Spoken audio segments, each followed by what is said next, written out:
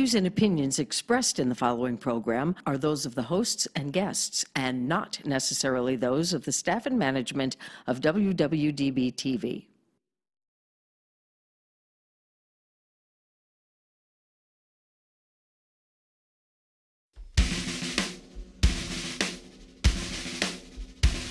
Now everybody, have you heard? If you're in the game, oh, then the stroke's the word. They don't take no rhythm, they don't take no style. I got a thirst for killing, grab your value. Yeah! You push your right hand down, you give a firm handshake. Talk to me about that one big break. You spread your evolution both far and wide, and leave your contribution by your side. Stroke me, could be a winner, boy, you move quite well. Stroke me, stroke. Stroke me, you got your number down.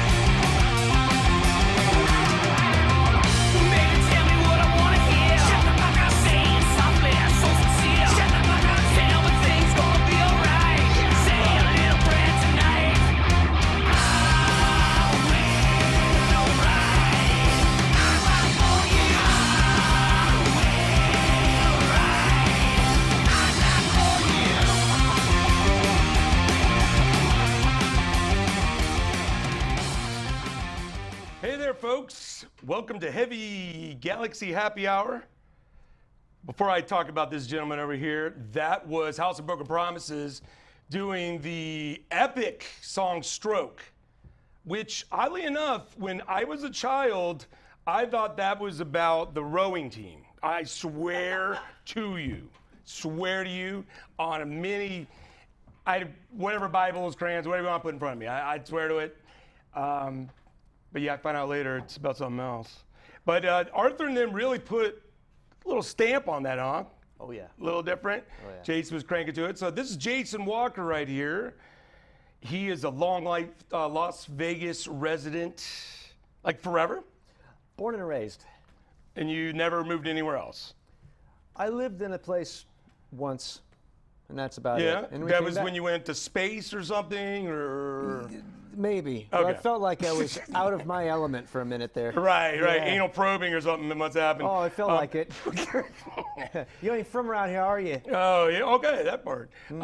So Jason has been a rocker forever, but I kind of got bumped into Jason through Mike Varney. Yay, Mike Varney. Good old Mike Varney, somewhere out there, and Jason's got up there and cranked out with Stoney and those guys. Some of the jam nights. Everyone sees the talent. He's in. What else do you do? Besides music, What else in music? Do you play any cover bands or things like that? or- I make bread. You're a Vegas musician, right? Yeah, here Right. and there, but yeah, that's. You got to make some money, Gotta but you make get to some play money. music doing it, which is cool. Why not? And you feel like you sell your soul a little bit more each time. Is that what you tell me? I stopped doing that. The soul's it's burned anyway. I'm so. going. Yeah.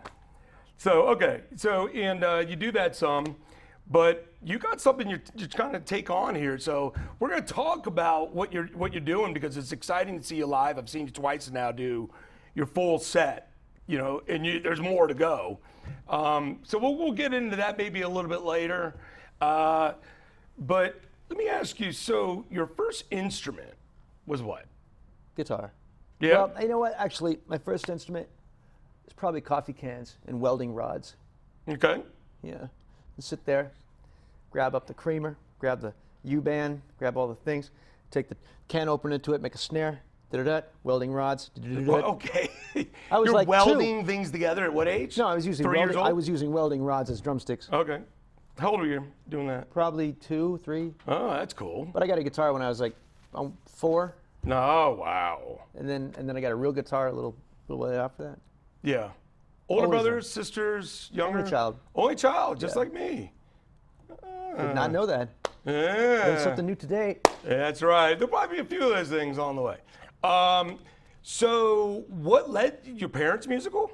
My dad was somewhat musical. He didn't play much around the house or anything like that. He had a acoustic guitar around the house, Yeah. but they you played a get lot of con- music. Played a lot of music around me. Yeah. Yeah. Yeah. Yeah. In the car. What In the womb, And you grew up in the 80s? A little bit of 70s and 80s? 80s. Okay, yeah. And what kind of eclectic taste did your parents have? What were they listening to? What was some of the vibe when you were a little guy? Crosby, Stills and Nash. Eric Clapton, Traffic, that kind of stuff. You Yeah, know, Hendrix. Good strong classic rock right there. Good strong classic rock. My parents had really good taste. Yeah. Yeah. Yeah, mine didn't. That was the weird thing. My dad, we were just talking about this earlier, me and John. My dad doesn't like really any music. He never did. Like he literally is like pulling teeth to get him to say anything. So he really doesn't like anything. But I am so fortunate to have a great mom. And we did like Columbia House records and all that. Yeah, and Columbia House. just got all kinds of, exploration of music from anything. So I was really lucky.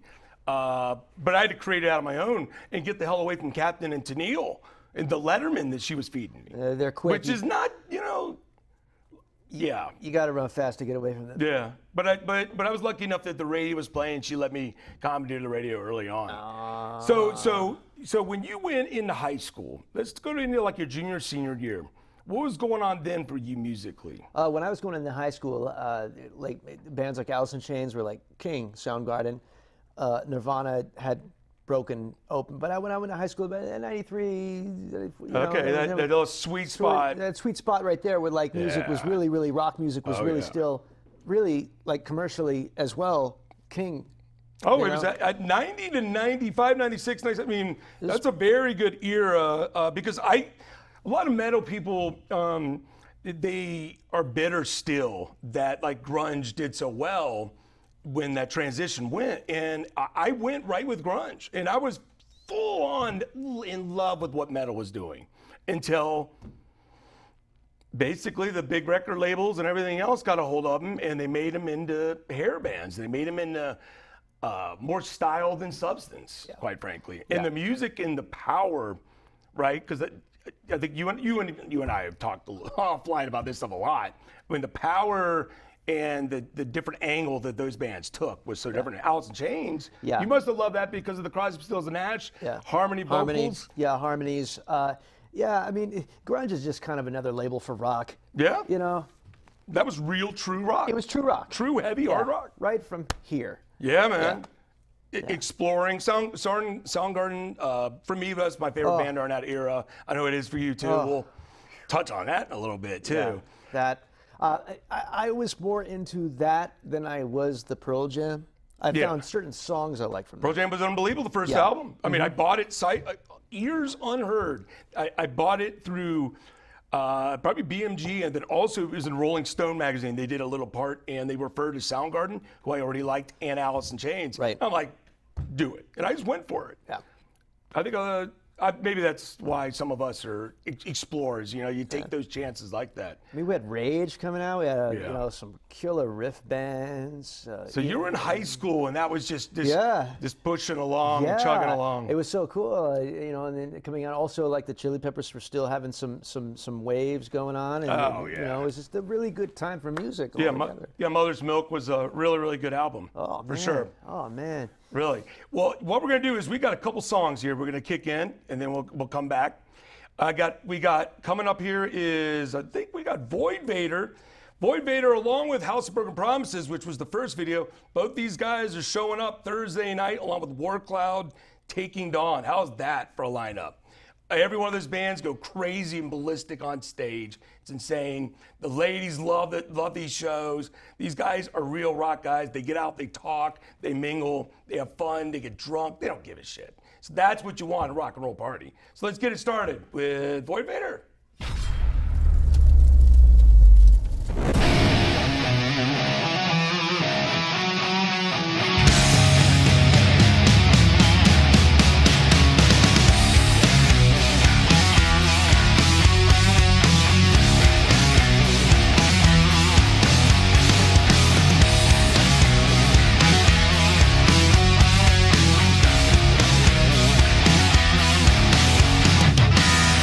Can't stop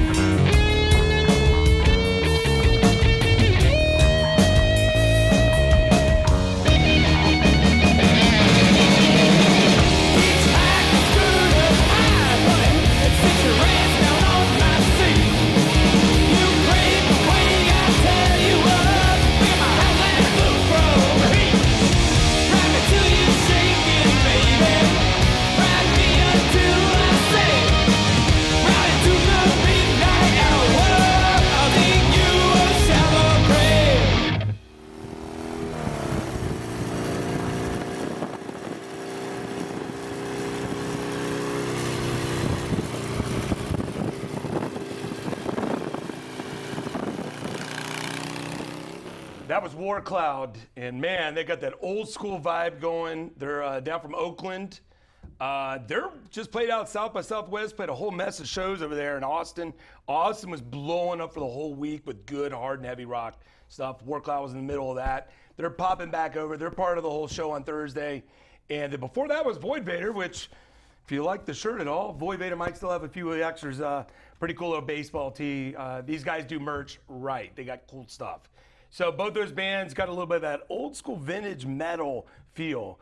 Talk to me about, when did you discover metal, or who do you like in the metal side of this whole equation? Priest and Sabbath is like a big time influence.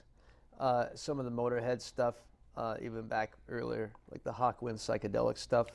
Yeah, because Hawkwind and Motorhead is so completely different. Lemmy, but yet, I know. You know. But style was like, you know, Yeah. wow. Yeah, we still had that bass. We still had that bass guitar through Marshall amps. Right, right. You know. Yeah. Bass So guitar. Bass. You know, Yeah. and also John Entwistle had a lot of that in his playing too. Oh, amazing bass. John Entwistle was the stoner rocker in the Who. The guy was like a beast. Yeah, he was unbelievable. I was very lucky to see the Who when they did the comeback tour. Oh, like man. 88, 89, something like that. It was amazing. Yeah. One of my favorite concerts I'll ever have. And it was with like high school buddies and stuff. And Probably like honestly like the song Boris the Spider and stuff like that is like a huge like influence. And I like what's that off of? Is that off of Tommy? No, Or is that that's off of- earlier. That's Yeah? earlier, yeah. Yeah. Boris the Spider. Yeah, that's an early song, but it's a heavy song for an early song. Big Yeah. riff. Big riff. Favorite song by them? I don't have a favorite song by them. Second favorite song then? I like the song Heaven and Hell by The Who, actually. Wow, never Yeah. heard it. Oh, it's good. It's good. Huh. It opens up live at Leeds. Do you like live? Do you used to listen to a lot of live albums? And- For a while there, I collect live albums. I listen to bootlegs of many bands. Live music's where it's at. You know, Yeah. if you really want to see if a band's worth their salt, see if they can actually perform. Sure, yeah.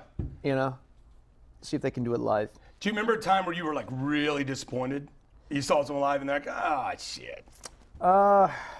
That's a really hard thing to say. I've never been to a gig where I thought, oh, that sucked. Usually I've been lucky. Right. I've been lucky. And I can't remember any of the shows that I've listened to there. Where, I mean, there are all moments. Everybody has moments because everybody's human. Right. Some people are. Right, because there's some that aren't. Some mixed people are in not all in. human. Some people are. That's what I keep hearing. It's amazing stuff going on there. Yeah. Do you mention Judas Priest early era more so? Unleashed in the East is one of my favorite heavy records live ever album. made. Ever. Yeah. Ever. Did you like Made in Japan? I like Made in Japan a lot. But I love Unleashed in the East. Yeah. Yeah. Favorite song on that album? Honestly, I really like The Ripper a lot. Such a good song. Green Manalishi for me. Green Manalishi too. I mean, you could, Formerly honestly- done, originally done by Oh, Fleetwood Mac. Fleetwood Mac. A lot of people don't know that. Fleetwood Mac and Fleetwood Mac wrote a few songs in those eras that turned into other ones later. Real heavy. Yeah. Fleetwood Mac influenced a lot of stoner bands. I don't know. You know, just people that get stoned maybe. Ask Kevin Stars about that. Who's that? The guy from Uncle Acid. Ooh, which we got coming up. Yeah. He cites them as an influence in the album credits. God, they are a different kind of band. They were. Yeah. Yeah, really different. Black Magic Woman was them too. Mm-hmm. Then later on, Santana. Albatross. Albatross? That's another good song off them. Huh. From them. So back to Priest. Did you, this is random, all right? Random idea, random question. So do you remember like the era, or do you remember the albums Defenders of the Faith and Screaming for Vengeance? I always look at them as like a 1-2 punch. Yes. Okay, so we're not even gonna talk about them, but you know the kind of the style. Do you remember when they shifted over to Turbo for that album, the next one? Would you say it was Defenders where things got a little more commercial, and then Turbo was after? I don't know what you think. No, Turbo went in a complete commercial because they used something Well, different. we're talking right? about we're talking about the bridge. We're talking about the overlap area, right? We're talking about they use synthesizers. and that was like a huge controversy, at least for my generation. Well, I mean, Late 80s when everything was rocking. Black Sabbath used synthesizers too. Yeah, but this was done in a, dare I say, pussy kind of way. Oh, my. Well, Sabbath had great musicians that were put Yeah. on there doing those kind of things. Yeah, those are textures. Yeah, I'm, Deep Purple, I love a good Hammond organ. Yeah. I mean, and in the stoner rock scene, in the retro rock scene, the use of that is way more prominent on certain sections of the scene. And it's super solid. Moog. Hell, even Sasquatch just used it. Analog synthesizers. Well, you're going to get all techy Not on me. 80s synthesizers. Mew, mew, mew. Yeah, and that's when everything metal-wise kind of went this threat, even when Priest did it. And then Iron Maiden did it a little bit, but they were able to do it through the guitar or whatever, one of those things. Yeah. Yeah, it's kind of weird back then. The Turbo Lover song was, we all liked it for probably the first couple hundred times. 1,000, that is. And then it was like, wow, it was just played over and over. Has there been a millionth yet? How many times has that gone through your ear? I start cutting off things. I said this last show, I cut off Zeppelin for 10 years. Some people do. Because I had to listen to more other stuff. Other stuff I was tired of. I just was getting burnt out on songs I love.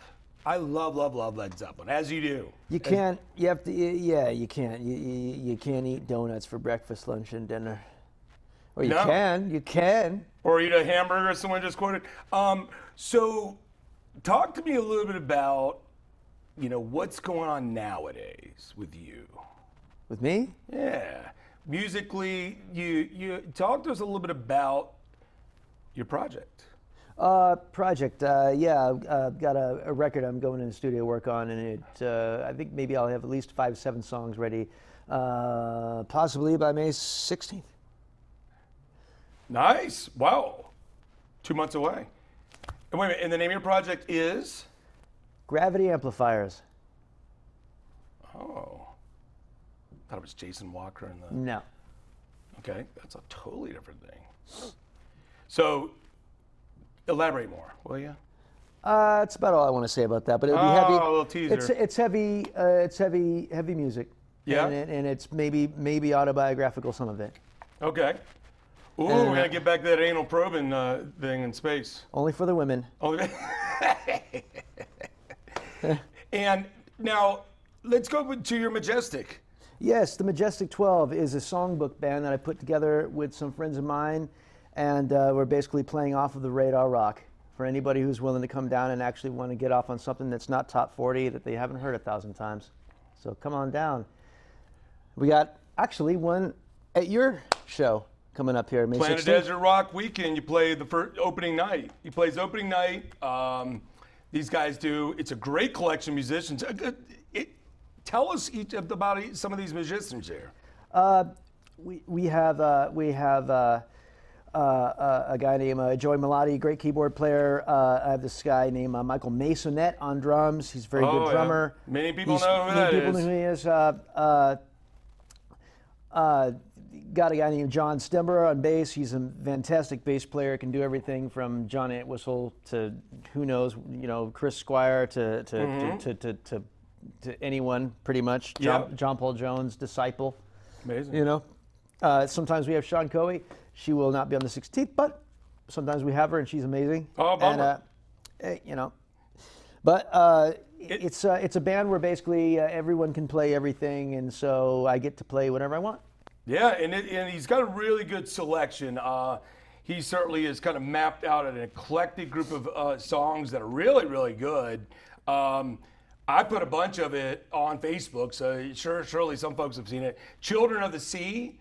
I mean, what a pleasure to be able to hear it live. That's an exceptional song. And so to get to hear it live is rarity. I did not get to hear Dio ever sing that, meaning I didn't see Heaven and Hell. Oh, really? No, I saw Dio front row. Yeah. In high school, and I saw him before that, last in line, but I missed that whole era. I was fortunate to see that Heaven and Hell show at the Palms. I think Queensryche opened. It was an amazing show. Wow. They opened with Mob Rules. Awesome. Tony was donning the white SG with the whammy. It's amazing. Of course, you noticed that. Oh, yeah. it's the devil's, flying an angel, And on drums was Vinny? Yep. Wow. Yeah. Minneapolis or You know, I hope that's the way you pronounce it. yeah, A piece. you know what? Not enough coffee for me to make that decision right Yeah, now. I don't know. I don't want to I'm be gonna left say, hey, alone. Benny, if I see him, that'd be about it. Yeah, it's. I think that's an amazing 2 albums that I don't. It's like a project. It's Yes. like this little thing right there, you know. And those 2 albums of when the original Mob Rules and Heaven and Hell, vice versa, obviously, is just a collection that's one of the best collections ever, and it doesn't get old with me because every single song on all the albums are good. So it doesn't matter if you're like, oh, I haven't heard this one in a long time. It's even the same for me. The first 2 Dio albums are exactly like that for me. Right. Holy Diver and Last in Line are bonkers. I was lucky enough to see Last in Line tour with Dokken opening up when Dokken was really good. Oh, wow. Tooth and Nail and Last in Line together. Oh, wow. It was an amazing, amazing show. It's my second show I ever went to. Scorpions was first. Oh, wow. And we were talking about the Scorpions that we, for folks that are not here in Vegas, or if you are here in Vegas, whatever, coming up Sunday is Uli Roth. Uli Roth. Uli Roth, former Scorpions guitarist, be over at 172 over at the Rio. So that's going to be interesting. That's a weeknight, so see, you know, a lot of people can't make it out those nights. It's tough. So, well, you know what? Let's kick in some music here. Let's see. I think we got Jason Walker made a choice of this song, so we're going to hear this one. And then we got one more behind that, and then we're going to talk about why Jason chose this song. So we're going to open it up with, for some of you, Soundgarden.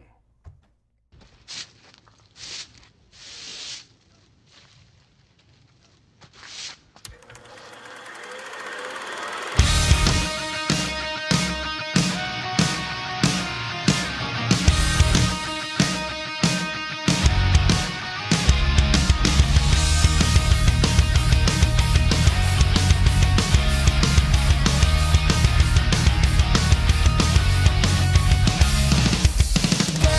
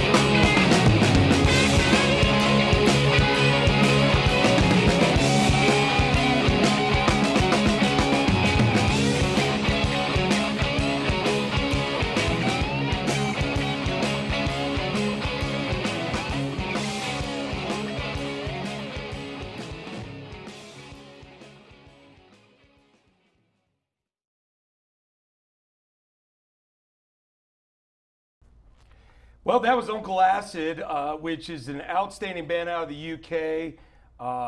They're going to be here in Las Vegas for Psycho Las Vegas. Another amazing lineup. I know I got a weekender and a festival, but that doesn't mean I can't give praise to other ones. And Psycho's done an amazing job curating an outstanding lineup. We were just talking about Graveyard and Cadaver, Uncle Acid. Those three are these three bands that really kind of packaged together that got big at the same time. And that's really cool to hear. And then before that was Soundgarden. And there was a reason why. Tell us a little backstory about Soundgarden and why this song in particular is kind of a cool one you like. Because they never set out to write hit songs. They just set out to write good music. Right. That's it. And it's an accessible tune, but it also really strikes a personal nerve with how it is sometimes to just have to wake up and deal with the day and those who might be the characters in your day. Yeah, yeah. And on top of that, some of their stuff is not as accessible. Some of it's just more straight up stoner rock, straight up riffs, very, very aggressive vocal. Not. Some of it's not as Beatles-like melodically. But Chris's favorite band was the Beatles. And that song's a perfect example of like all those things kind of coalescing into one perfect song.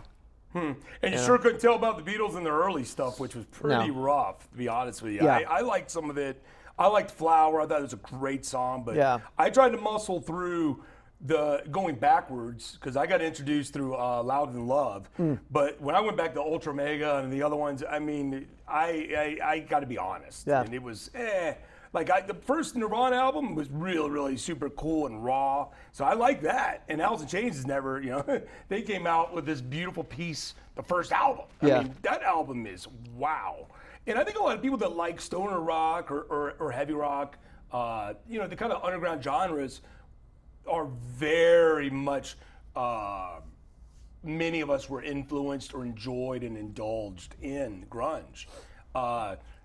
In addition to Black Sabbath, in addition to Led Zeppelin, in addition to Thin Lizzy and Hendrix, and I think that is the generation of rock that's going to kick in next. And it's not going to be a bunch of 15, 20-year-olds yet. It's going to be a bunch of 30 to 50-year-olds that rather hear music that sounds more of that element. Yeah. And I think there's a product out there. We got enough shows, enough bands, everything that really does good music from around the world. Now we just need more musicians to continue to plow through tough times. The waves are building. The waves are building, and there will be a crest. Yeah, well, it's kicking in.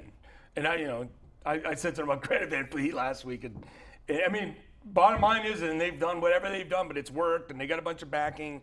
I'm pretty sure you always have to. They're whatever. But Rival Sons has shown that you don't have to be a young 0, 1, 2 albums. They're 6, 7 albums deep of writing every album with really, really high quality songs. With musicianship, with timing to their music, to spacing that allows that breathing of an instrument, while the other ones sometimes stop. Less vocals, more key on the guitar. That's what happens when you write music without a computer. Yeah. Don't ever, and when people jump on the Octane wave and those waves like that with that kind of rock and what's fed to us from the mainstream radio stations and everything else, that stuff is major computer generated. Now, hey, we all love computers, but do you really not want people to play music? Eventually, that's what you kind of get to. I like computers to play video games. Yeah? Yeah. Not to write and record music on like that. So, I mean, it's certainly technology, and we can sound like old curmudgeons, but I think they're just young. There's young kids out there rocking, too. A lot of the bands that we meet, their age range from 22 to 52, and people still have a hunger for just real, authentic, heavy and hard rock. Especially right now. Yeah. And why not right now? Because if people don't actually wake up to it, there is an eventuality to what happens. So, and I referred to it before, it kind of goes the way of jazz and blues. And you don't want it to be a boutique style music, do you? No. Do you want it just to be hip hop and rap? Listen, with some pop crap that pop culture gives you? And then in some area, and some folks just automatically go out to the pasture and go to country. Look, after a while, why not rock and roll? After a while, empty calories are not going to give you sustenance. And people need that. Right. Yeah, we're all human beings. Yeah. You're getting deep on me, man. I don't know. Well, some people out there, you know, Yeah. don't get what I'm saying. Yeah, yeah, and you could see the rawness of enthusiasm of a small venue is just amazing stuff. It really is. Hey, I want to kick in a song here. This is my boys from over in San Diego, Mezua. All right, I always mispronounce it. Sorry, Nacho, but I remember Kip Page, basses over there in San Diego, formerly Ride the Sun, and he's got like 4 projects right now. But he introduced me to this band, and I got to meet Nacho and get to know these guys a little bit. I never forget. I'm like, well, they got a Facebook thing. And I look, it was like 20 or 30 followers at the time. Like, it was literally, I'm like, holy crap. When was this? Summer or two summers ago. And now how many? They're up to almost 1,000, I think, now. Not bad. Anyways, they did this cool video, and I was over in San Diego. I actually stayed with Nacho during this time, and they filmed this video. I get a small little part in it here and there. She actually leaves me hanging, so that's my my big moment is to get embarrassed. You're a video star. Oh, huge, huge. But Yes. not in this one, though. Anyways, let's go see what Mez was all about here, and maybe you'll recognize the song because it is a cover song. Learn to love me, assemble the way. Now, today, tomorrow, and always. My only weakness is a listed crime. My only weakness is, well, never mind, never mind. Shoplifters of the world, unite and take over. Shoplifters of the world, hand it over, hand it over, hand it over. Learn to love me, assemble the way. Now, today, tomorrow, and always. My only weakness is a listed crime. But last night the plans for a future war was all I saw on Channel 4. Shoplifters of the world, unite and take over. Shoplifters of the world, hand it over, hand it over, hand it over.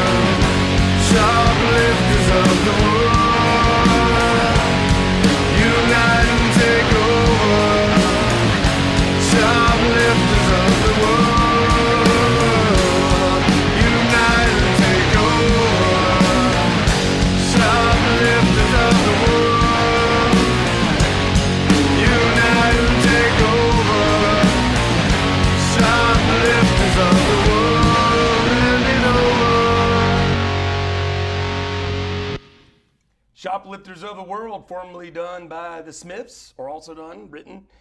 That's Nacho Maldonado and Mezua. They're out of San Diego, killer band. They're actually just announced doing a little mini tour coming up here, and that's awesome. It's involving, I believe it's Salem's Bend, some in Stone Death. There's some bands are involved with all that, but they're going all the way up to Texas for their first little mini tour.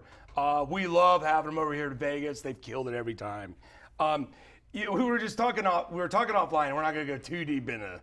But so you like some Smiths, Depeche Mode, some, and then you like who was it? Dr. Dre. Is that what? No, I didn't say that. Okay. What I are couldn't you remember. What are you trying to start here, mister? No, I'm joking. So you did like the Smiths a little bit. Yeah, some of Yeah. it. I mean, you know, their guitar player is not half bad. Yeah. Cool. Had some cool riffs. Had some cool stuff. You know. Who is, when you look back at your most influential guitarist, who would it be? For me, Yeah. Stephen Stills, Jimmy Page, Ritchie Blackmore, Angus Young. That's a nice little, it's interesting to put Stills in there. Don't hear Yeah. that very often for influential. No. What's some of the things you kind of keyed in on that kind of made you feel like, whoa, this is someone? For each one of those? No, Stills. For Stills, the guitar playing on Wooden Ships is pretty freaking awesome. That's a pretty heavy song. Yeah. So a lot of people aren't going to get that reference. So is Maybe not. that, with Crosby, Stills, and Nash, Go listen to Wooden Ships and try to play the solo. There you go. All you guitar players out there, try to ape that. and is that Crosby, Stills, Nash, or Stephen Stills solo? Crosby, Stills and Nash debut record. Yeah. Oh, okay. And he also played almost all the instruments on that record, except for the drums. What were the other guys doing? Crosby's probably all fucked up. Well, I mean, at that point, they were all pretty straight and on. They were still productive. You know? Yeah. But yet he uh, played all the instruments. Yeah, Okay. he's pretty much the Jimmy Page of that outfit. Yeah. Yeah, he played the organ, he played the bass, he played all the guitars pretty much, and wrote a lot of the stuff. Wow. Yeah, Captain Mini Hands was his nickname on that. That was an interesting band. When they had Neil Young in there, how many countries? They had like 3 countries represented, right? Yeah, you got Canada, United States, and Britain. Yeah. Yeah. Yeah, pretty wild.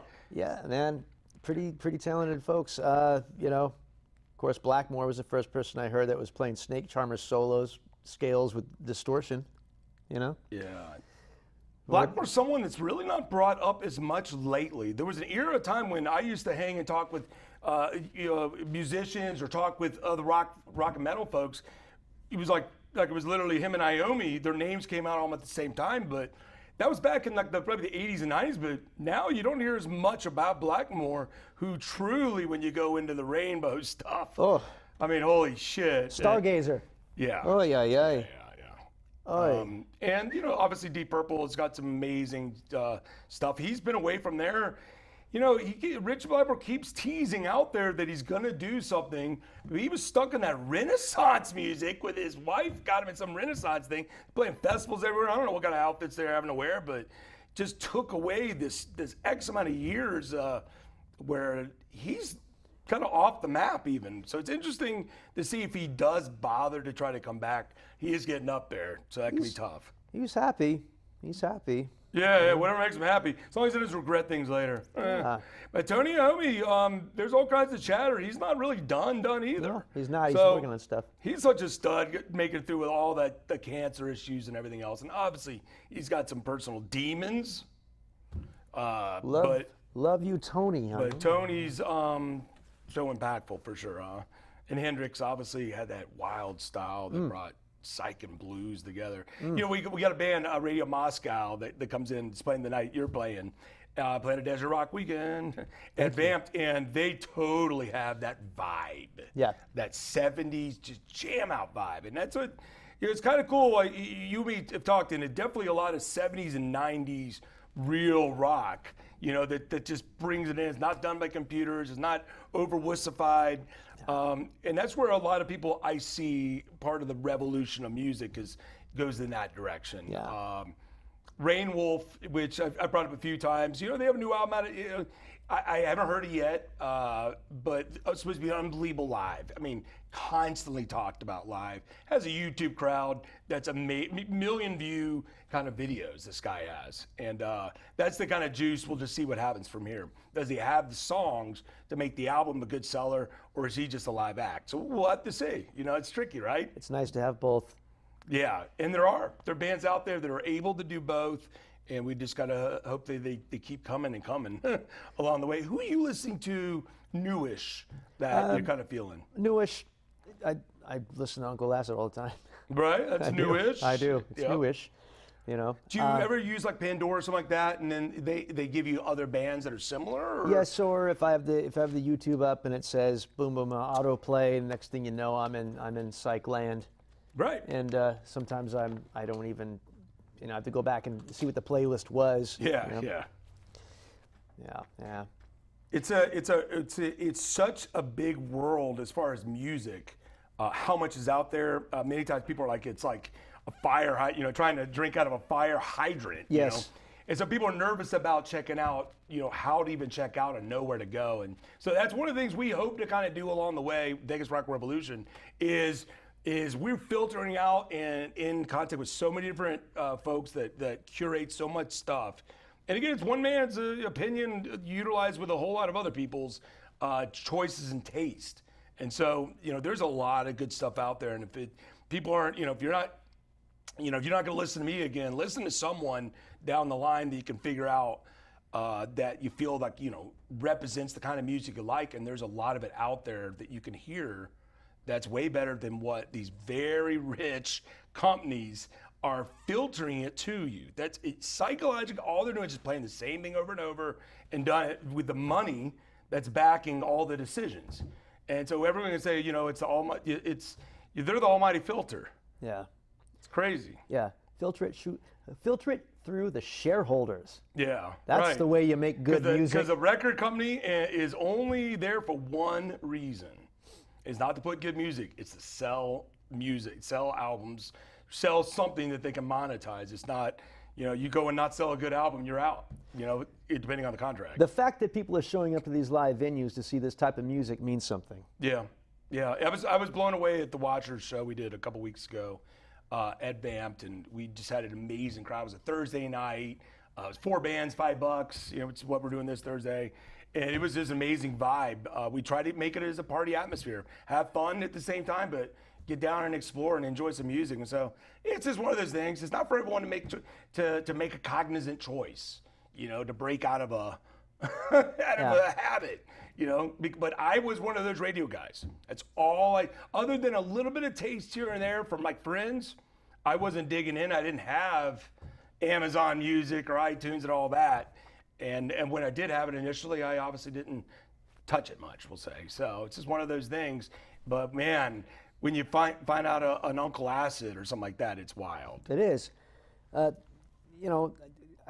Some of the bands I listen to wouldn't be considered new, but to me they are, because they're part of the new generation of the same.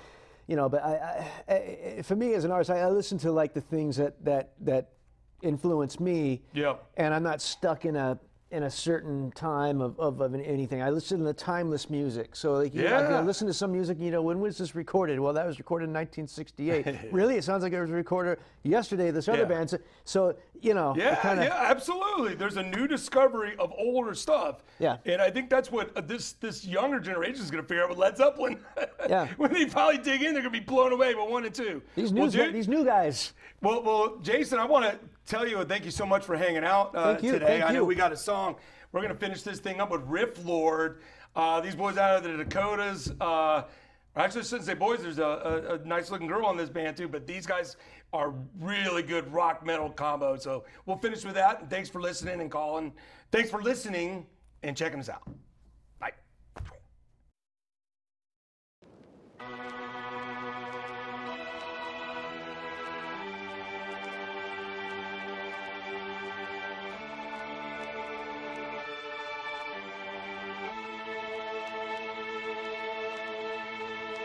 Charlatans on the other side, false magic open in your mind. Buy the ticket, take the